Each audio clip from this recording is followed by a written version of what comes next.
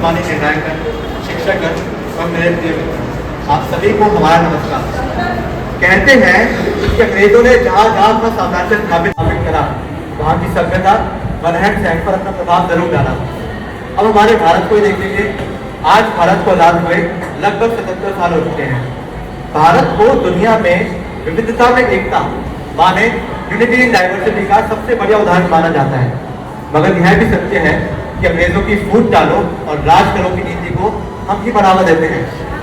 भारत में आजकल लोग यह बहस करते हुए पाए जाते हैं कि भारत के विकास में सबसे ज्यादा योगदान किसका है, इंजीनियर, डॉक्टर, अध्यापक, व्यापारी वर्ग या न्यायालय।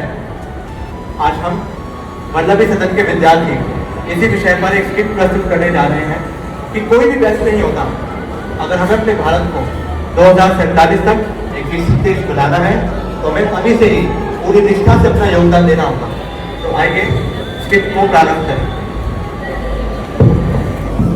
चाहे कुछ भी हो, मगर इंजीनियर तो सबसे उत्तम है, क्योंकि हमारे ही योगदान से ये कुछ सब विकसित है।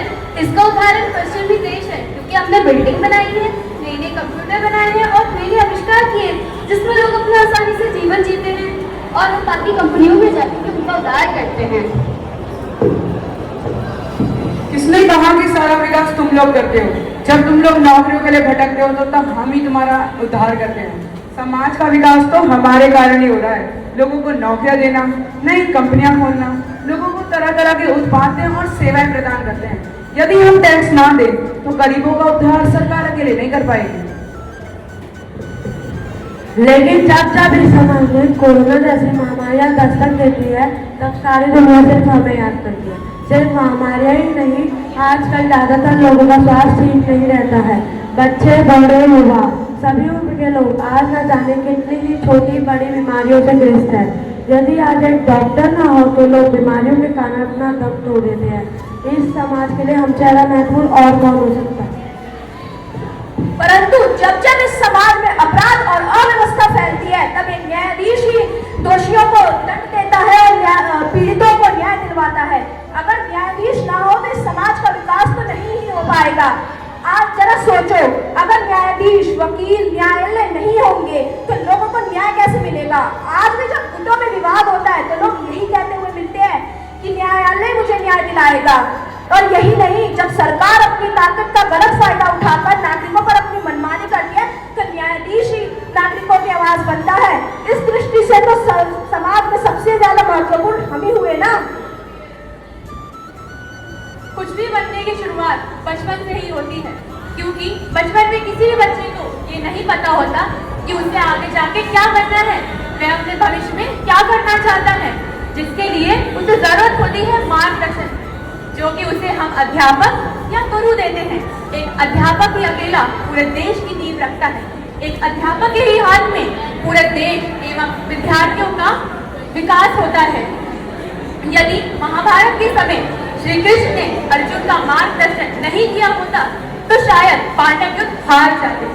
इसीलिए अगर भारत के विकास में सबसे बड़ा योगदान है तो वह केवल हम अध्यापकों का ही तो है। जब तक पढ़ेगा नहीं तो कैसे पढ़ेगा?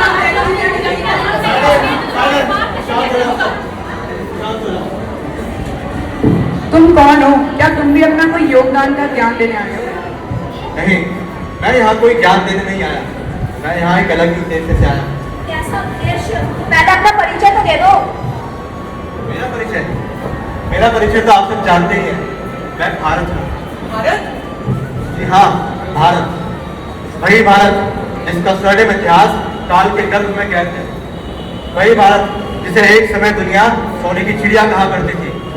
मैं वही भारत हूँ जिस पर कभी होरस, विक्रमादित्य, पृथ्वीराज चौहान जैसे कई महान एवं प्रतापी राजाओं ने राज करा था। लेकिन मेरा दुर्भाग्य तो देखिए, न जाने कितने ही आतताइयों ने मुझ पर हमला करा, मुझे लूटा, मेरी प्रजा का नाश करा।